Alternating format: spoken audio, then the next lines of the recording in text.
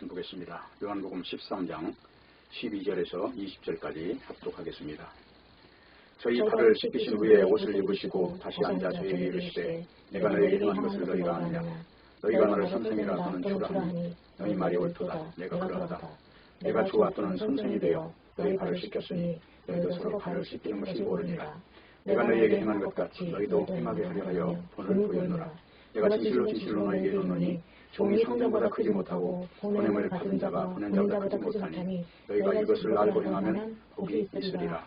내가 너희를 다 발견하는 것이 아니라 내가 나의 택한 자들이 누구인지 알미라. 그러나 내 떡을 먹는 자가 내게 발꿈치를 들었다는 성경을 응하게 하려는 것이니라. 지금부터 일이 이르기 전에 미리 너희에게 이름은 일이 이룰 때에 내가 그인 줄 너희로 믿게 하려 함이로라. 내가 진실로 진실로 너희에게 이르노니 나의 보낸 자를 영접하는 자는 나를 영접하는 것이요 나를 영접하는 자는 나를 보내신 이를 영접하는 것이니라. 아멘. 기도하겠습니다. 하나님 아버지, 오늘 또 말씀 앞에 불러주셔서 진심으로 감사를 드립니다. 우리의 영이 하늘을 향하여 독수리가 날개친같이 오를 수 있는 시간 되게 하시고 진리로 온전히 옷 입는 복되고 귀한 시간이 되게 해 주시옵소서. 예수님의 이름으로 기도합니다. 아멘. 요한복음 13장 12절에서 20절에 있는 말씀을 통해서 하늘의 방식으로 라는 제목으로 말씀을 증거하겠습니다.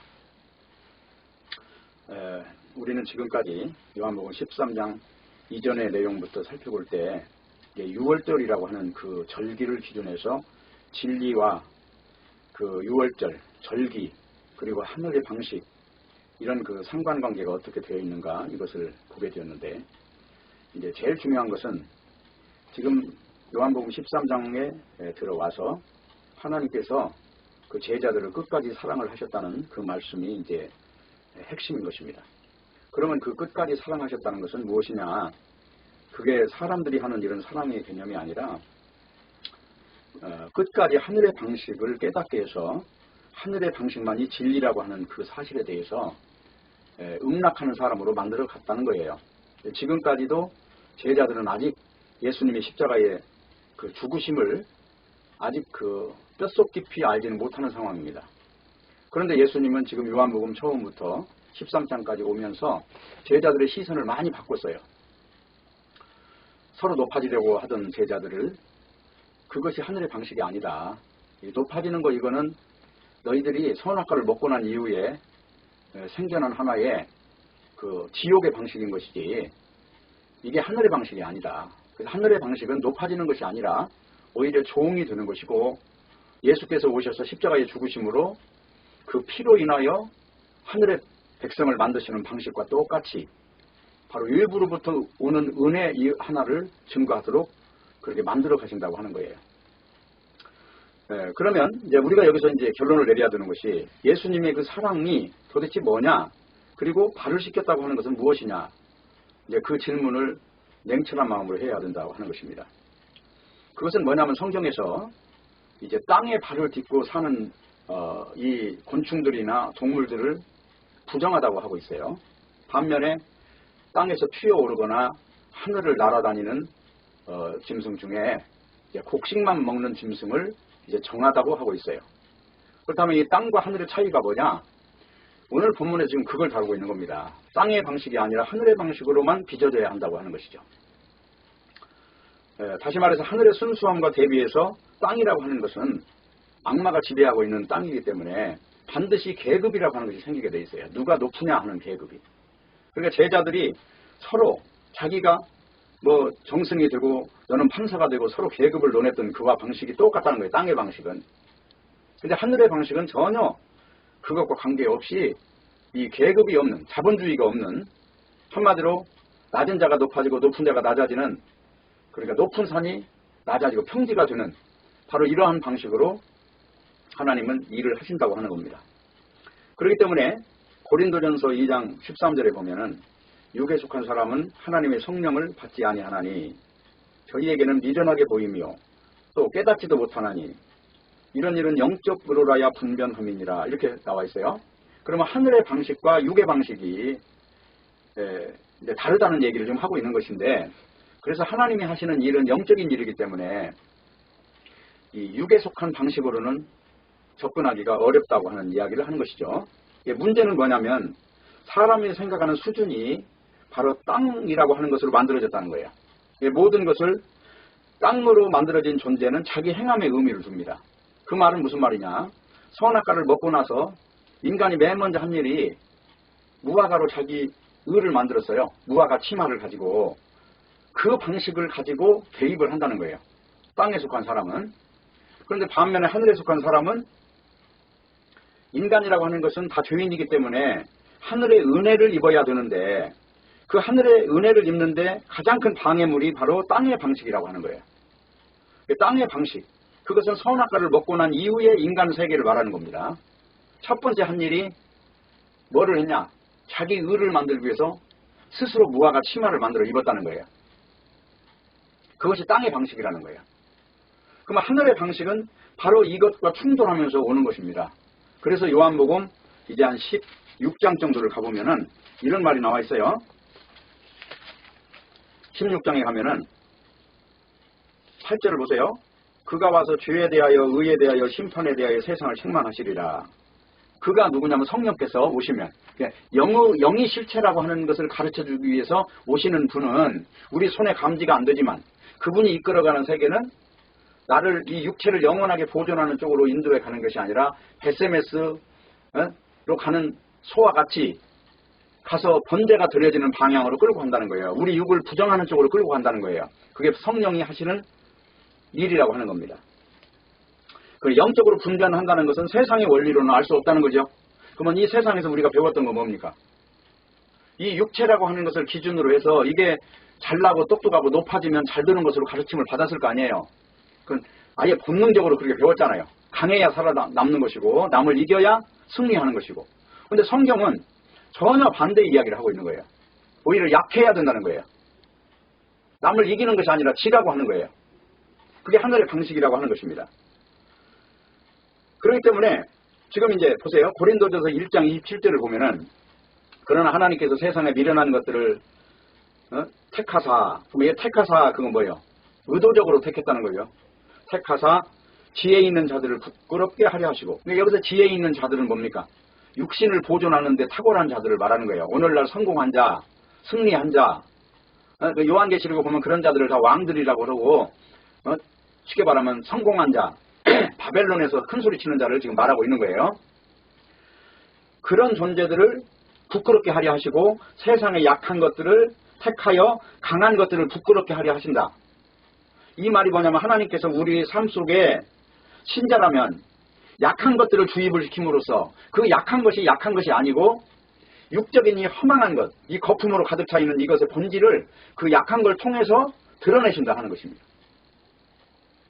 그렇기 때문에 이제 우리가 하늘의 방식이라고 하는 이 부분을 주의 깊게 봐야 되는 거예요. 그래서 지금 성령이 오시면 죄에 대하여 의에 대하여 심판에 대해서 어떻게 하느냐? 세상을 책망한다는 거예요. 죄라고 하는 것, 의라고 하는 것, 그리고 심판에 대한 모든 기준들. 세상은 심판을 뭘로 합니까? 힘 있는 자가 힘 없는 자를 마음대로 농락하죠. 근데 하나님은 오히려 약한 것들을 가지고 그 강한 것들을 오히려 반대로 그것이 잘못됐다고 가르쳐 주시는 거예요. 그렇기 때문에 야곱이라고 하는 사람이 약복강에서 환도뼈가 부러지고 난 뒤에 그가 비로소 하나님의 마음을 이해한 사람이 됐던 것입니다. 왜냐하면 환도뼈라고 하는 것은 인간을 번성시키는 가장 중요한 자기 족속을 번성시키는 쉽게 말하면 자식을 태어나게 하는 근본뼈라고 옛날에는 믿었어요. 이 히브리 사람들은. 그것 자체를 쳐버림으로써 네가 의지하는 모든 힘은 그것이 육체에서 나온 것이고 그게 선악과에서 나온 거야. 그렇기 때문에 네가 잡고 있는 거는 지금 가짜를 잡고 있기 때문에 그것을 부정해야만 비로소 바른 눈을 얻는 거야 라고 가르친 사건이 야복강의 사건이라고 하는 것입니다. 그렇기 때문에 지금 요한복음 16장을 계속 이어서 읽어보면은 그래요. 13절을 읽어보면 그러나 진리의 성령이 오시면 그가 너희를 모든 진리 가운데로 인도하시리니. 여기서 진리 가운데로 인도한다 하는 말은 말씀으로 인도한다는 말이 아니라 하나님의 영의 세계에서 영의 실존에서 봤을 때 무엇이 사랑이고 무엇이 미움이고 무엇이 성공이고 무엇이 실패인지 그 내막을 보여주신다는 얘기죠. 단지 성경으로 인도한다는 말이 아니에요. 왜냐하면 진리라고 하는 것은 하나님께로 나온 모든 것이 진리이기 때문에 우리를 영으로 가르치는 다시 말해 성경에 기록되지 않은 것마저도 결론은 진리가 합세해서 지금 일을 하는 일이기 때문에 그렇게 본다는 것입니다. 그래서 성령을 받은 사람은 모든 것이 합력하여 선을 이루는 것이다. 그 말이죠. 그거는 우리가 정확하게 알아야 될 게 모든 것이 합력해서 선을 이룬다고 하는 것은 우리 육이 이게 가짜라고 믿는 데 대해서 성령께서 그 역할을 해주신다는 거예요. 그래서 그런 상황을 만들어내신다는 거예요. 이유가 뭡니까? 선악과를 먹은 이것을 깨부셔야 하기 때문에 선악과를 먹고 그것이 옳다고 규정한 이것을 깨부시지 않는 한은 그 속에 진리가 임하지 않을 거 아닙니까? 하나님의 방식이 통하지 않을 거 아니에요. 그러다 보니까 자기를 부정하게 하는 모든 일이 성령께서 하시는 일인데 그 방식이 바로 하나님이 사랑하는 방식으로 임한다는 거예요. 인간의 사랑하는 방식이 아니라. 그런데 그 사랑하는 방식이 오늘 지금 요한복음 13장에 보니까 십자가에 죽는 일이잖아요. 자, 여기 제자들의 육신을 영구히 보존하고자 하는 것이 아니잖아요, 지금. 그러면서 여기서 중요한 의가 두 가지가 나와요. 하나는 베드로가 바라보는 세계가 있고 하나는 가룟 유다가 바라보는 세계가 있어요. 근데 가룟 유다는 자기 의가 출중한 사람이란 말입니다. 한마디로 계산이 빠르고 육에 대한 어떤 관념이 통달한 사람이에요. 그러다 보니까 이 영을 이야기하는 이 메시아에 대해서는 매력을 못 느끼는 거예요. 근데 결국은 어느 순간 죽음이라고 하는 것 앞에 도달하면 우리 육신이 아무것도 아니었다는 고백을 하게 될 텐데 결국은 인간은 끝까지 속아서 죽음의 강을 넘어가 버려서 그리스도를 믿은 사람은 다행히도 영생에 이르지만 그리스도를 믿지 않은 사람은 영벌에 처하는 그 두 가지의 결론이 주어졌다 하는 것입니다. 그렇기 때문에 오늘 하늘의 방법은 뭐냐? 골로새서 3장 1절 한번 보세요.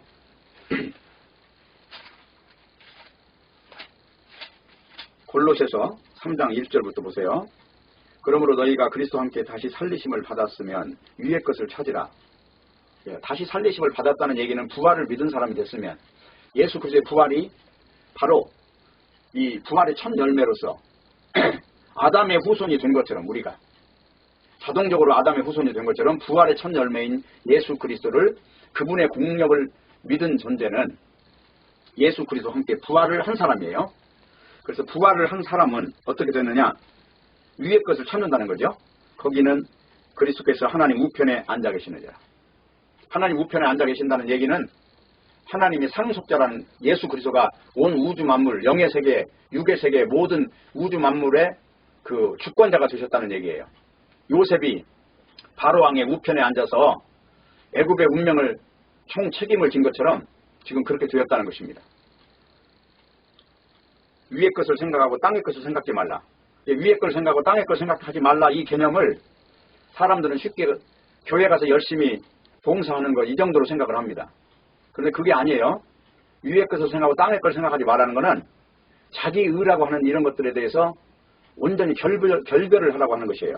그 왜 그러냐? 지금 이게 골로새서 3장에 나오는 내용은요. 그냥 이야기하는 게 아니고 여기 그러므로라는 말을 연결해서 하고 있어요. 그러면 그러므로라는 말은 이 앞에 말을 받아서 지금 하는 거죠. 그럼 이 앞에가 무슨 말이 나오냐? 자, 16절부터 나오는 거예요. 그러므로 먹고 마시는 것, 절기나 월삭이나 안식일 이것으로 편론하지 못하게 하라. 쉽게 말하면 안식일 지키고 유월절 지키고 날과 달을 지키는 존재들은 하나의 예를 들어서 지키는 것을 가지고 의로 삼는다는 거예요. 내가 안식일을 지켰잖아. 그러니까 나는 안 지키는 사람보다 의인이야. 이건 율법주의자들이에요. 그리고 또 보세요. 18절 누구든지 일부러 겸손함과 천사 숭배함을 인하여 너희 상을 빼앗지 못하게 하라. 이건 뭐냐면은 만들어진 겸손이라는 거예요. 성령께서 다듬어서 스스로 인간 육체가 아무것도 아니고 나는 벌레만도 못한 존재라고 고백하는 이 겸손이 아니고 사람들 앞에 오히려 뛰어난 존재가 되기 위해서 일부러 꾸며낸 겸손을 유장한다는 거죠. 그리고 천사를 숭배하는 존재, 보이지 않는 영적임을 숭배함으로써 거기서 특별하고도 신비한 일을 만들어낸다는 거예요. 표적을 만들어내는 존재를 지금 말하고 있는 거예요. 이런 존재들. 그리고 또 한 가지가 뭐가 있어요? 20절 너희가 세상 초등학문에서 그리스도와 함께 죽었다 그러죠. 그럼 세상 초등학문은 뭡니까? 이 육이라고 하는 것을 가지고 교육받았던 것들을 말하는 것이잖아요. 이 육을 가지고 태어나면서부터 육진적으로 본능적으로 배웠던 모든 것이 초등학문이에요. 그런데 여기에 있어서 죽었는데 여기 순종한다는 거죠. 다시 말하면 여기 보세요. 여기 조금 앞에 읽어보면 11절 보세요. 2장 11절 그 안에서 너희가 손으로 하지 않은 할례를 받았으니 손으로 행하지 않은 할례가 뭡니까? 세례 받았다는 거죠. 그럼 세례는 물속에 들어갔다 나오는 것을 하나의 예표한 건데 거듭났다는 거예요. 예수님의 이름으로. 지금 그 이야기 하고 있는 거예요. 할례라는 말은 예수님의 이름으로 죽었다 부활했다는 것이죠. 자, 이것을 믿음으로 지금 이야기하고 있는데 이 믿음을 방해하는 존재들이 있다는 것입니다. 첫 번째가 율법주의자예요. 두 번째가 신비주의자예요. 세 번째가 본능적으로 배웠던 우리 육체를 보호하고자 하는 그 학문을 배웠던 존재들이 그것에 가치를 둔다는 것입니다. 그러므로 그래서 그런 것에 가치를 두면 안 되기 때문에 이 뒤에서 연결해서 말하는 거예요. 그러므로 너희가 그리스도와 함께 부활했으면 너희들이 이제는 그 옛날 것은 다 죽은 것으로 버려야지 그걸 잡고 있으면 안 돼. 이제는 하늘의 것만 잡아야 되는 거야. 그것이 복음이야. 지금 이 이야기를 하고 있는 겁니다. 그렇기 때문에 여기 골로새서 3장 1절에서 11절까지 쭉 읽어보면은 제일 중요한 핵심이 3절이에요. 이는 너희가 죽었고 너희 생명이 그리스도와 함께 하나님 안에서 감추어졌습니다. 감추어졌다는 그리스도의 부활 속으로 들어갔다는 것이죠. 우리 육체로는 분간할 수 없는 어떤 세계로 진입했다는 것이죠. 이건 비밀이기 때문에 감춰졌다고 그러는 거예요. 이거는 믿음으로 된 겁니까? 율법으로 된 겁니까? 그게 분명히 여기 골로새서에서 이야기하는 것이 단지 믿음으로 너희가 예수 그리스도를 믿음으로 유대인들이 아니어도 이방인이어도 너희가 이미 부활한 존재야라고 하는 걸 역설하고 있는 것이죠. 그렇기 때문에 우리가 이제 5절 뭐예요? 그러므로 땅에 있는 지체를 죽이라는 거예요. 그 땅에 있는 지체가 뭐예요? 이 육신이 원하는 모든 영광들을 말하는 거예요. 이 땅에 있는 육신, 이 선악과 먹은 존재는 보암직하고 먹음직하고 탐스럽고 그리고 땅에 있는 돈을 벌고 그래서 자기 위치를 확보하고 명예를 얻고 신비한 일을 바람으로써 자기는 특별한 존재로 자랑하고 싶어하는 이 모든 것들에 대하여 뭐라고 그래요? 벗어버리라 그러잖아요. 이것은 뭐냐면 다른 게 아니고 이것은 9절에 나온 대로 너희가 서로 거짓말을 하지 말라고 그러는데 이것은 이 율법이나 신비주의나 또 육신으로 배웠던 모든 것들이 진리처럼 말하는 모든 것들은 전부 다 이게 가짜라고 하는 사실을 지금 말하고 있는 거예요. 그렇기 때문에 이 가짜라고 하는 말을 거짓말이라 하는 것입니다. 그러니까 여기서 거짓말이라는 것은 도덕적인 말이 아니고 예수 그리스도의 그 유월절의 본질되는 그 사실을 부정하는 모든 것들을 지금 거짓말로 말하고 있는 거예요. 요한계시록에서도 거짓말하는 자들은 지옥불에 들어간다고 하는데 거기서 거짓말 역시도 땅에 있는 바로 이 자기 의를 챙기는 모든 것들을 말하고 있는 것입니다. 이게 바벨론이라는 건 딴 게 아니에요. 니무롯이 지배했던 그 바벨 땅, 거기는 바로 바벨탑을 쌓아서 인간이 하늘에 오르는 어떤 지극정성이 모아지는 총체를 말할 때 바벨론이라고 하는 것입니다. 바벨론이라는 말이 아주 나쁜 사람이 모여있는 게 아니라 인간들의 열성과 의가 모여서 인간의 힘을 세상에 과시하는 것을 말할 때 바벨론이라고 해요. 성경은 인간은 선악과를 먹은 존재이기 때문에 죄인이기 때문에 번성을 할 수가 없고 하나님의 심판을 한다는 거잖아요. 지금 그 말을 하고 있는 거예요. 그래서 10절 보세요. 새 사람을 입었으니 이는 자기를 창조하신 이의 형상을 따라 지식에까지 새롭게 하심을 입은 자니라. 그럼 지식이라고 하는 것은 내가 믿는 것도 그렇지만 알고 있는 모든 것들이 전부 새 것이 돼야 되는 거예요. 선악과 먹은 이것에서 온전히 죽어버리고 예수 그리스도의 부활의 생명을 다시 입은 존재로서 사는 걸 말하는 것이죠. 바로 이걸 하늘의 것이라고 그래요. 그렇기 때문에 지금 이 율법적이고 신비적이고 금욕적이고 이런 것들이 전부 땅에 자기를 높이는 것입니다. 사람들 앞에서 자기를 과시하고. 그러니까 가짜들의 특징은 딱 한 가지가 있어요. 뭐가 나오는 줄 아세요? 나를 봐라 이거예요. 나 봐봐. 나는 이렇게 훌륭하고 나는 이렇게 죄도 안 짓고 나는 이렇게 거룩하고 나는 이렇게 놀라운 세계를 다 알고 있어. 이게 가짜들이에요. 근데 진짜는 뭐예요? 진짜는 오늘 본문에 지금 요한복음 13장에 나온 대로 서로 발을 씻어준다는 얘기는 발이라고 하는 거는 땅과 밀접한 거예요. 뱀은 특징이 배가 땅에 닿아 있어요. 배가. 그래서 뱀을 그 저주받은 사탄이라고 해요. 땅과 하나 된 존재가 바로 뱀이에요. 뱀의 특징, 사탄입니다. 근데 우리의 발은 다른 지체보다도 항상 땅에 발이 지면에 항상 닿아가지고 사는 곳이잖아요. 땅적인 요소들을 항상 서로가 그것은 씻어야 되는 어떤 것으로 더러운 것으로 볼 수 있는 시각이 열려야 된다는 것이죠. 근데 예수님이 발을 씻어줬어요. 그는 발을 씻는 방법이 물론 씻었지만 그분은 십자가로 씻어준 거예요. 그래서 요한복음 지금 13장은 유월절과 연관해서 이야기하고 있다. 그래서 유월절이라는 거는 양을 죽여서 문설주에 피를 바르면 죽음이 넘어가는 그 절기인데 예수님이 십자가의 죽음으로써 사망이라고 하는 것을 떠나가게 하는 그 놀라운 그 사랑이 그 속에 있었다는 것이죠. 지금 그것을 일컬어서 십자가라고 이야기하는 거예요. 지금 요한복음 13장 이후에 지금 설교를 하시고 나서는 이제 십자가에 달리시는 내용이 나오는 거예요. 지금 그 연관선상에서 오늘 본문을 봐야 되는 것입니다. 그래서 제자들끼리 서로 발을 씻으라 하는 것도 땅적인 요소들을 너희들이 항상 가질 수밖에 없는 존재들이기 때문에 너희가 땅의 요소를 가지고 서로 높아지려고 하지 말고 너희가 서로 피차가 계급을 두지 말고 피차가 똑같은 존재로 그냥 인정해라.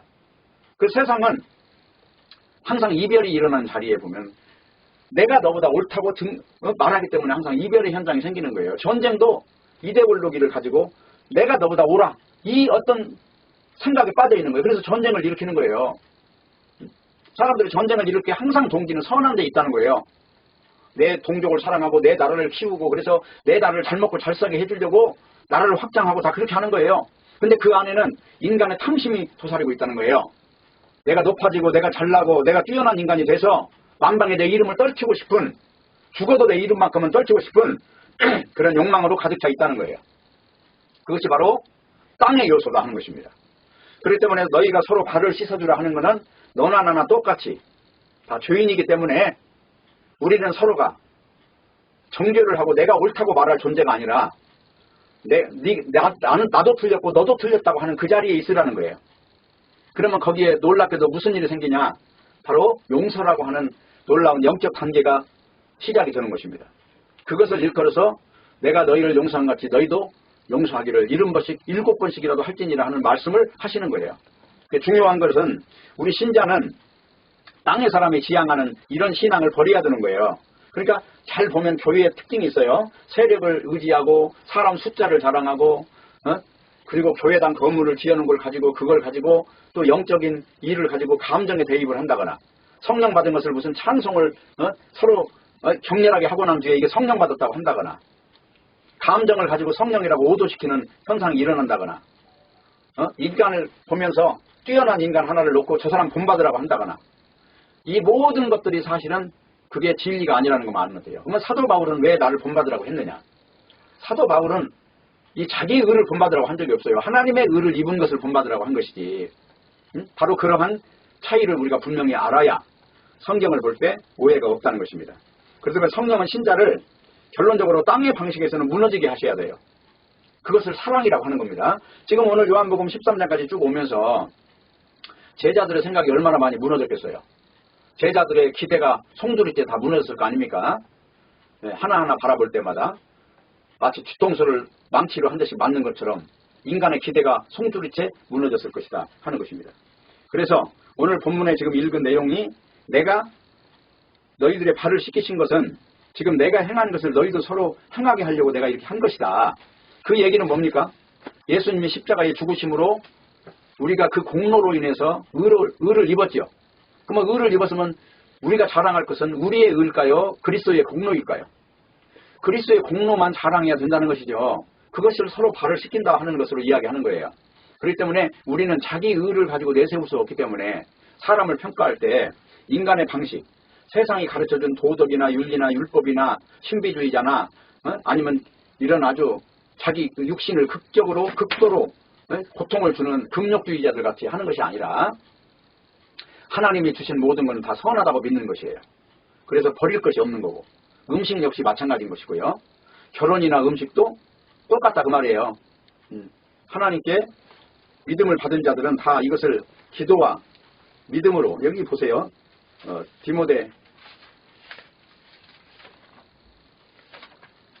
디모데전서 4장이에요. 이 모든 것들이 다 이미 그리스도 안에 들어가면 다 자유가 오는 것이고 진정으로 해방이 와야 돼요. 음식 문제나 결혼 문제나 오늘날도 무슨 신부는 결혼 안 하니까 성스럽다고 생각하는데 그런 개념이 아무런 의미가 없어요. 지금 여기 디모데전서 4장 1절부터 보세요. 그러나 성령이 밝히 말씀하시기를 후일에 어떤 사람들이 믿음에서 떠나 미혹해 하는 영과 미혹해 한다 하는 것은 뭐냐면 속인다는 거예요. 뭘 가지고 속이는가 보면은 이 귀신의 가르침이에요. 이게 속이는 이유를 보면 양심이 화인을 맞아 의식함으로 거짓말한다. 의식이라는 건 뭐냐면 사람들 앞에서 안 그런 척 한다는 거예요. 결혼하고 싶은 마음이 있는데 나는 결혼 안 해도 된다고 나는 특별한 사람이라 결혼 안 해도 돼. 이렇게 한다는 거예요.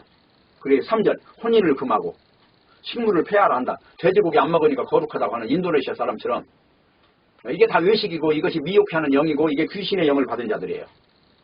결혼을 가지고 의의 척도로 삼는 거 이게 가짜입니다. 그리고 음식을 가지고 이거는 깨끗한 음식 저거는 더러운 음식 하는 거 다 가짜입니다. 여기 좀 더 보세요. 3절 혼인을 금하고 식물을 폐하라 할 터이나 식물은 하나님이 지으신 바니 믿는 자들과 그 진리를 아는 자들이 감사함으로 받을 것이니라. 믿는 자는 뭘 말합니까? 예수 그리스도를 믿고 온전히 땅에서 해방된 자죠. 어떤 율법이나 제도나 이런 법에서 완전히 해방이 된 그런 존재를 지금 말하고 있는 거예요. 믿는 자들. 그리고 진리를 아는 자. 이건 똑같은 말이에요. 진리를 아는 자가 믿는 자예요. 성령을 받은 자예요. 이런 자는 미혹하는 영이 뭔지를 분별하겠죠. 사도 바울같이 바로 그런 존재로 살기 때문에 이런 결혼이나 음식을 가지고 논할 수 없다 하는 것입니다. 이것이 신앙의 본질이다 하는 것이고요. 그리고 이제 중요한 것은 왜 하나님은 연약함 속에서 오히려 하나님의 능력이 함께하는가. 그것이 이제 중요한 거예요.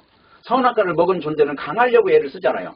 근데 반대로 하나님의 뜻은 이 세상에 선악과가 지배하는 것을 원치 않으시는 거예요. 하나님의 나라가 임하기를 원하시는 거예요. 그 하나님의 나라는 뭡니까? 힘의 논리에서 벗어난 존재들을 일컬어서 말하는 거죠.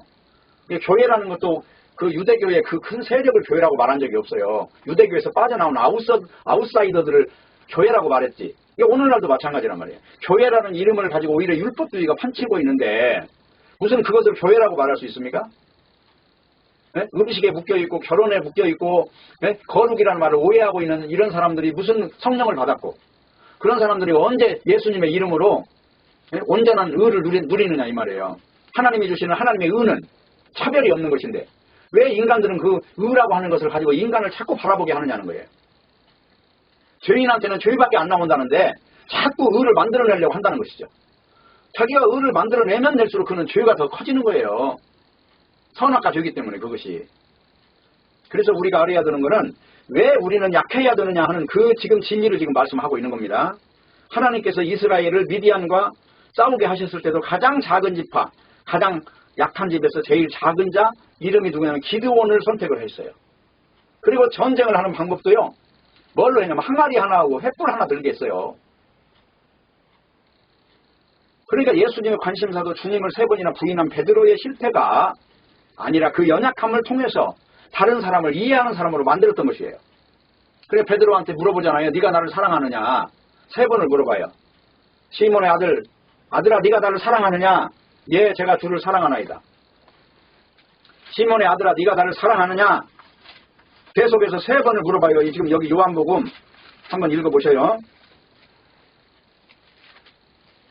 21장 15절이에요.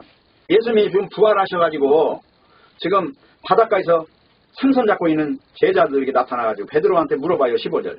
저희가 조밥 먹은 후에 예수께서 시몬 베드로에게 이르시되 요한의 아들 시몬아 네가 이 사람들보다 나를 더 사랑하느냐 하시니 가로되 주여 그러하이다. 내가 주를 사랑하는 줄 주께서 아시나이다. 가라사대 내 어린 양을 먹이라. 지금 이 내 어린 양을 먹이라 하는 것은 베드로가 이제 자기 약점을 알아요. 누구도 정죄할 수 없는 존재라는 것을 알고 난 뒤에 예수님은 지금 이 질문을 하시는 거예요. 네가 똑똑하고 네 의가 강해서가 아니에요 지금. 베드로는 누구 앞에서 자랑할 수 없는 존재가 돼버린 거예요 지금. 또 16절에가 두 번째 그럴 때 요한의 아들 시몬아 네가 나를 사랑하느냐 하시니 가로되 주여 그러하이다. 내가 주를 사랑하는 주께서 아시나이다. 가로되 내 양을 치라. 네가 이제 내가 너를 알았잖아. 너는 약한 자잖아. 네가 나를 부인할 수밖에 없는 존재잖아. 그러면 지금부터 내 양을 바로 너와 같이 약점이 많은 존재인 것을 인정하고 살아야 되는 거야. 그것을 바로 양을 치는 것으로 이야기하고 있는 것입니다. 그리고 또 17절에 보세요. 3번째 가라사대 요한의 아들 시몬아 네가 나를 사랑하느냐 하시니 주께서 3번째 네가 나를 사랑하느냐 하심으로 베드로가 근심하여 가로되 주여 모든 것을 아시오매 내가 주를 사랑하는 줄을 주께서 아시나이다. 예수께서 가라사대 내 양을 먹이라. 그러면서 내 양을 먹이는 방법이 뭔지를 가르쳐주는 거예요. 18절 내가 진실로 네게 이르노니 젊어서는 네가 스스로 띠띠고 원하는 곳으로 다녔거니와 늙어서는 네 팔을 벌리리니 남이 네게 띠띠우고 원치 않는 곳으로 데려가리라. 이 띠를 띄운다는 건 뭐냐면 끈을 묶었다는 거죠. 젊어서는 네가 네 인생을 책임지고 살았지 이제 성령 받고 난 뒤로는 네 맘대로 살지 않아. 내가 주변에 너를 묶는 사람들을 인생 막대기들을 놨어. 그래서 그들이 너를 끌고 다닐 거야. 그래서 결국은 이 베드로는 나중에 십자가에 거꾸로 못 박혀 죽는 거예요. 로마 콜로세움 광장에서. 그런데 문제는 신자는 죽어도 죽지 않는 능력을 받았기 때문에, 죽음을 이기는 힘을 받았기 때문에 그 죽음의 강을 담담히 걸어갔던 것입니다. 그 내용이 고린도전서 15장이에요. 고린도전서 15장을 보세요.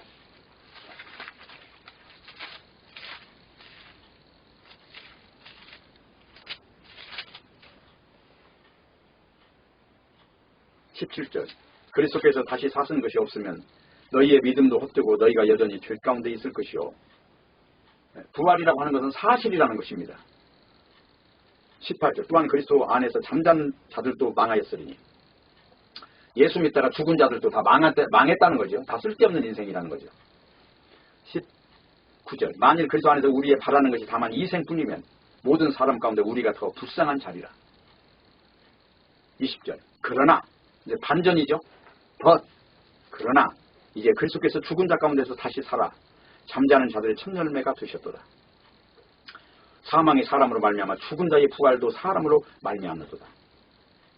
23절 각각 자기 차례대로 들으니 먼저는 첫 열매인 그리스도요 다음에는 그리스도 강림하실 때에 그에게 붙은 자요 그 후에는 나중이니 저가 모든 정사와 모든 권세와 능력을 멸하시고 나를 아버지 하나님께 바칠 때라 저가 모든 원수를 그 발 아래에 둘 때까지 불갑을 왕노하시리니 맨 나중에 멸망받을 원수는 사망이니라. 사망 자체를 없애버리는 일이 하나님의 일이라는 거예요. 그래서 어떻게 되느냐. 33절 속지 마라 악한 동문들은 선한 행실을 더럽히나니. 여기서 선한 행실은 부활을 증거하는 걸 말합니다.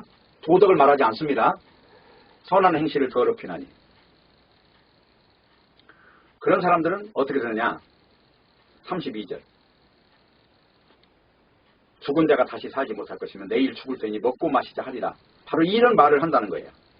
그렇기 때문에 깨어 의를 행하라는 말은 깨어서 영적인 사람으로 살아가라는 것입니다. 여기서 의를 행하라는 것을 절대로 이 도덕 기준으로 보면 안 돼요. 깨어서 이 부활한 사람으로 하늘의 사람으로 살아가라는 거예요. 근데 이게 단어 자체를 해석을 하기가 애매모호해가지고 모든 율법주의자들 가짜배기들이 바로 이런 말을 가지고 사람을 미혹한다는 것이죠. 이단의 특징은 성경 말씀을 교묘하게 하나를 바꿔요. 예를 들자면 세대주의라는 말이 있어요.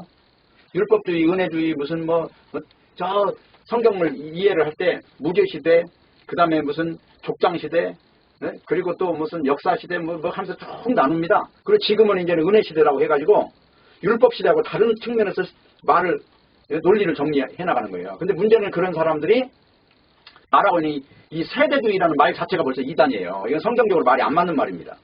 창세기 때나 요한계시록 때나 똑같은 말을 하고 있는 거예요. 그런데 그걸 많이 쓰는 계파가 있어요. 하나 우리나라 유명한 이단. 그게 신자 들어가는 그 이단이에요. 그런 데서는 바로 이 세대주의라고 하는 것을 진리처럼 말하고 있단 말입니다. 그러니까 그걸 판단할 수 없는 사람들은 그 우리에 빠져버리는 거예요. 세대주의가 뭐가 잘못된지를 몰라요. 이단이, 구원파가 이단이라고 해서 구원파가 왜 이단인지를 몰라요. 왜냐하면 자기들이 맨날 구원파 하는 짓을 똑같이 하니까. 성경에서는 구원을 세상에서 빠져나오는 걸, 자기 육체에서 빠져나온 걸 구원이라고 하는데 그 사람들은 구원을 어떻게 믿냐. 죽어서 천국 가는 걸로 믿고 있단 말입니다. 그러니까 성경을 볼 때 이렇게 큰 차이가 있기 때문에 접근이 안 되는 거예요. 그래서 우리가 작은 자가 중요하다는 것이고, 성경에서 사울이라는 사람은 큰 자라는 뜻이에요. 또 작은 자라는 건 바울이라는 이름이에요. 그래서 사울이 바울로 변했어요. 그건 뭐냐면 자기 육체의 가시를 가지고 있었단 말이에요. 그걸 제해달라고 3번씩 기도를 했는데 하나님이 약할 때 하나님의 능력이 더 강한다고 응답을 하신 거예요. 그래서 바울은 여러 가지 약한 것들 때문에 기뻐하고 자랑하는 삶을 살았던 것입니다. 그러니까 연약하면 문제가 되지 않습니다. 그래서 우리의 겸손이라는 것은 나의 약점에 대해서 솔직한 마음을 갖는 거예요. 나라고 하는 존재가 남 앞에서 보이는 내가 문제가 아니에요. 내가 꿈속에서 어떤 일을 하고 있는가를 보세요. 그게 프로이드가 말한 대로 꿈속에서 일어나는 일이 그 사람의 실체니까. 왜? 내 잠재의식에서 나오는 현상이잖아요. 그게. 그러니까 실체는 낮에 요조숙녀로 있는 이게 실체가 아니고 밤에 꿈을 꿀 때 일어나는 현상을 그 사람의 실체로 봐야 한다는 거예요. 밤에 꿈속에서 일어나는 일들이. 그렇다면 우리가 어떤 존재입니까? 우리는 음탕한 자고 음란한 자고, 우리는 남 앞에 내 의를 내세울 수 없는 존재라는 것이죠. 그래서 언제나 나는 약점이 많은 존재고 당신이 약점이 있는 만큼 나도 그만큼 있는 사람이야. 나는 마음가짐으로 사는 것이 중요하다는 것입니다. 그렇기 때문에 예수님을 믿는다는 것은 땅의 속성을 부정하기 위한 것이기 때문에 사람의 본성에 자꾸 거리끼는 거예요. 그래서 유대인에게 복음을 전하면 꺼리끼는 것이라고 그래요. 헬라인에게 복음을 전하면 미련한 것이라고 그래요. 아니 그게 무슨 의미가 있어 십자가가. 아니 왜 세상을 강하게 살아야지 그렇게 미련하게 약한 자로 살아. 근데 하늘의 방식은 인간 자체가 선악과를 먹고 일어나는 모든 현상에 대해서 반대로 깨부숴야 하기 때문에 그런 일들이 성령 받은 사람한테 일어난다고 하는 것입니다. 결론을 내리겠습니다. 그렇기 때문에 발을 씻어주는 것은 내가 남에게 베풀어주는 차원이 아니에요. 쉽게 말하면 발을 씻는다는 얘기는 예수님과 똑같은 것을 지금 보여줘야 된다는 것입니다. 그러면 그건 뭡니까? 예수님이 십자가에 죽었을 때는 하늘의 의를 입혀주려고 죽으신 거잖아요. 그게 창세기에 무화과나무 옷을 입은 존재를 그 옷을 벗기고 가죽옷을 입혀주신 것처럼 그 가죽옷을 지금 입혀줘야 하기 때문에 일어나는 사건이란 말입니다. 그렇기 때문에 땅의 방식에 매달리면 하늘의 방식을 적대할 수밖에 없는 것이기 때문에 예수님의 방법으로 가라는 거예요. 내가 발을 씻어준 거는 결국 십자가 이야기하는 거예요. 십자가 없이는 너희들이 나하고 아무 관계 없는 거야. 내가 십자가에 지지 않는다면 너희들이 나를 주님으로 섬겨봐야 무슨 의미가 있니? 그런 말이죠. 십자가라고 하는 것을 통해서 하늘의 옷을 입혀주려고 내가 십자가를 지는 거니까 너희가 서로 발을 씻는다는 것도 바로 나의 강점을 부각하는 게 아니라 나의 약점을 서로 인정하고 내가 네 발을 씻어주고 네가 내 발을 씻어줄 수밖에 없는 이런 구조가 바로 하늘의 구조라는 것을 말하기 위해서 이렇게 내가 이 일을 보여주는 것이다. 그런 뜻입니다.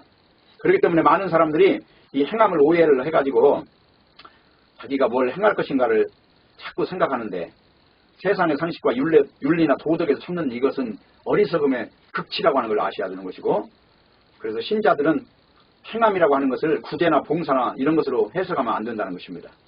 어디까지나 복음이에요. 그래서 예수님의 본을 보이신 그 행함은 제자들의 발을 씻겨주신 것이었기 때문에 발을 씻겨줬다는 것은 세상과 분리해요. 계속해서. 이것을 무슨 자기 죄를 무슨 자기가 회개해서 씻는다는 차원도 아니고 만약에 그렇게 됐다면 예수님이 왜 발을 씻어줘요? 그걸 회개하라고 했겠죠. 왜 예수님의 방식으로만 왜 이게 하늘에 접근하도록 이렇게 말씀하시냐? 이건 바보도 이거 해석할 수 있는 이야기 아닙니까? 아니 회개해가지고 깨끗해진다면 뭐 때문에 예수님이 발을 씻겨주냐고요. 자기가 회개하면 되는 거지. 그래서 인간은 회개라고 하는 것으로 저는 문제가 아니고 또 회개라고 하는 것도 성경에서는 선악과에서 생명과로 회개인 거지. 다른 종교에서 무슨 불교에서 말하는 참회나 뭐나 이런 개념이 아니에요. 절대로. 우리 자신을 바라보고 우리가 죄인이라는 걸 발견하는 것이고 그래서 하나님의 은혜 안에 머물러야 하는 것을 회개라고 말하는 것이기 때문에 철저히 이런 부분에서 분명한 시각이 있어야 된다고 하는 것입니다. 모쪼록 우리에게 오늘 또 예수님이 씻어준 발을 씻어주신 그 일을 통해서 우리가 예수님께로 오는 은혜만 입어야 된다는 사실로 해석하시기를 바라고 예수님만 자랑하는 그 복된 복음 안에 거하시기를 진심으로 바라겠습니다. 기도하겠습니다. 아버지 하나님 감사합니다. 오늘 또 말씀을 주셨사오니 이 말씀 안에서 굳건하게 서게 하시고 흔들리지 않게 하시고 하늘의 옷으로 온전하게 옷 입는 저희들 되게 하여 주시옵소서. 예수님의 이름으로 기도합니다. 아멘.